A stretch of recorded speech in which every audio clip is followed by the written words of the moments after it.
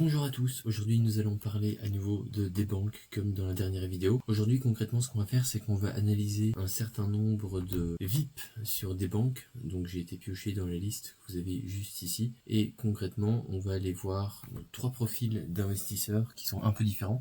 On va commencer par le plus mauvais en termes de gestion de son capital. Donc la personne qui vraiment gère son argent de la façon la plus risquée qui soit. Et on va aller vers une gestion un peu plus responsable de son argent. Voilà, et donc on va faire ça en trois phases. C'est une vidéo qui va être assez courte à mon avis, mais qui devrait être assez instructive. Voilà, on est parti. Donc en premier lieu, vous avez ici un influenceur qui se nomme Ethereum. Vous voyez qu'il a donc presque 100 millions de dollars sur ses différents wallets qu'il gère lui-même. Donc ces 100 millions de dollars ne se trouvent pas sur des exchanges centralisés. Et on peut voir ici la répartition. Donc on peut voir qu'il a notamment 64 millions sur Hyperliquid, 18 millions et demi sur Ethereum, 12 millions sur la blockchain de Hyperliquid, un peu moins de 900 000 dollars sur Arbitrum et 400 000 dollars sur une blockchain qui s'appelle Stable. Et en fait, quand on regarde un peu le détail, on constate ici qu'il a un demi-million sur son wallet, donc ça c'est une chose, donc c'est bien. Puis on voit qu'il fait quand même pas mal de trading, ce monsieur. Il a quand même positionné les 2/3 de son capital sur Hyperliquid, et puis il s'est réparti sur des protocoles qui permettent de générer du rendement, donc AVV4, Morpho, AVV3, Hyperlend, Pendle V2, etc. etc. Donc à première vue ça paraît assez intéressant. Donc en fait il essaie de protéger son capital, mais quand on descend un petit peu, donc ça c'est la vue sur son portefeuille, c'est-à-dire que là concrètement vous avez le capital qui n'est pas investi, donc on voit qu'il a un petit peu d'or, on voit qu'il a des crypto-monnaies relativement importantes, et puis dans le lot on voit qu'il a des crypto-monnaies un peu plus risquées, on va dire. Et alors surtout moi ce qui me fait tiquer quand je regarde ça, c'est que quand on regarde Hyperliquid, on regarde un peu la composition de son portefeuille sur Hyperliquid et on voit plein de positions. Donc USDC, ok, mais sur Pure, sur Trumpspot, j'ai Miaou, PP, etc., etc. En fait, une grosse partie de ces positions sont positionnées sur des mêmes coins. Voilà, tout simplement. Donc là, une bonne partie de tout ça, ce sont des mêmes coins. Quand vous positionnez sur un capital de presque 100 millions de dollars, les 2/3 de votre argent sur des mêmes coins, je me dis qu'il y a quand même un sacré red flag. Il faut faire très attention. Donc je dirais que ce gars, il est finalement très fort positionné sur le risque. Je sais pas quelle est sa fortune totale, mais pour positionner autant d'argent sur des crypto-monnaies minuscules qui peuvent voir leur valeur et leur cours beaucoup évolué sur une heure, je me dis que franchement c'est un gars qui doit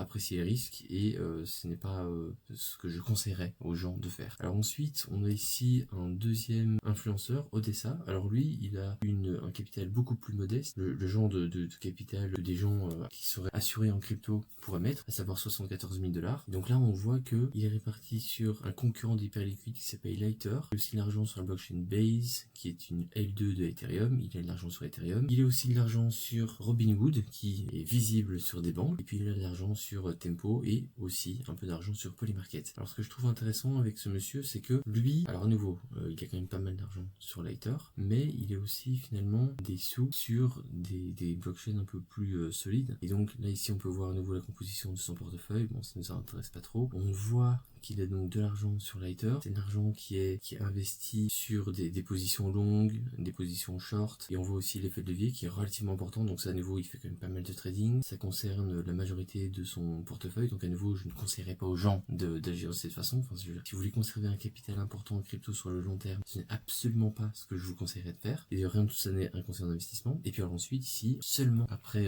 tout ce qu'on a vu ici, donc là il y a quand même pour 43 000 dollars positionnés sur Lighter. Après tout ça vous avez à peine 25 000 dollars qui est positionné sur AV, où il peut commencer à générer du rendement. Et puis il a mis aussi de l'argent sur d'autres protocoles un peu plus confidentiels ou un peu plus décriés. World Liberty Financial, c'est un protocole qui a été créé par une équipe qui me semble a des liens directs avec la famille de Trump. Donc bon voilà, c'est à nouveau c'est quelqu'un qui joue beaucoup en crypto, et je pense que s'il veut conserver de l'argent sur le long terme, ça va être assez compliqué. Il a mis ici une petite somme sur Polymarket. Alors je dirais que sur 74 000 dollars, mettre 250 dollars sur Polymarket, ça me paraît raisonnable, pour peu que vous ne soyez pas dans un pays où il est interdit de parier sur Polymarket. Voilà, ça paraît intéressant. Enfin voilà, c'est vraiment de l'argent de poche et du jeu, ça, hein, clairement. Mais voilà. Et puis ensuite on va sur le dernier influenceur, Guinness Gain. Donc lui à nouveau il a un capital important de presque 68 000 dollars, 68 millions de dollars pardon. Et donc là il a de l'argent sur Ethereum, Base, sur une petite blockchain qui s'appelle Citrea, sur Polymarket et d'autres protocoles et blockchain, notamment Avalanche. Et puis là en fait on peut voir que lui il fait très peu de trading, donc il a un peu d'argent sur Hyperliquid, sur un capital de 68 millions, le fait d'avoir mis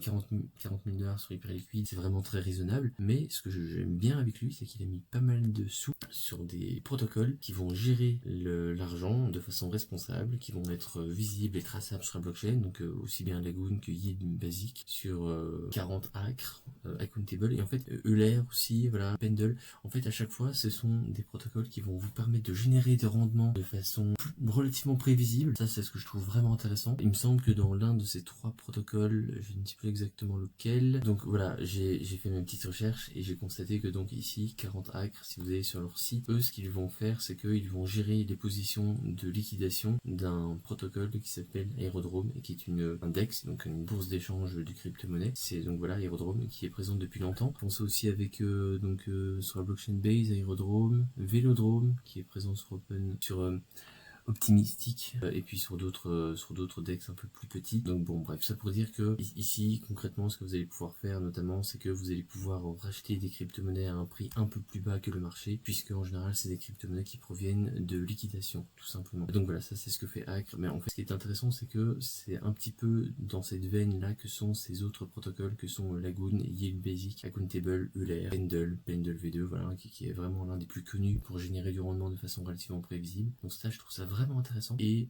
donc vraiment j'encourage les gens à investir, et quand ils font des investissements en crypto à choisir ce type d'investissement, parce que ici vous pouvez conserver votre capital sur le long terme et finalement vous n'êtes pas en trading, vous êtes finalement sur des positions où vous allez plus financer la finance décentralisée, vous allez juste être une sorte de support plutôt qu'être sur le grill à trader vos jetons, vos cryptos, et à risquer de perdre votre argent en totalité ou en partie. Et donc voilà, je trouve que la position de Guinness Gain, même s'il a énormément d'argent lui pour le coup, mais si vous avez je sais pas moi 1000 fois moins, 100 fois, 1000 fois moins, 10 000 fois moins, il est très intéressant je trouve de répartir son argent de cette façon. C'est beaucoup plus sûr et beaucoup plus stable. Alors après vous allez me dire, ce gars là il a énormément d'argent, j'aurais très bien pu choisir des gens qui ont moins d'argent investi sur la blockchain, mais pour certaines raisons que je ne m'explique pas, sur des banques, les principaux influenceurs, quand ils ont peu d'argent en général, quand ils ont ne fût-ce que quelques milliers d'euros, ils vont faire un peu n'importe quoi avec leur argent. Et moi je vous dis à bientôt, et surtout n'oubliez pas de vous abonner. Au revoir.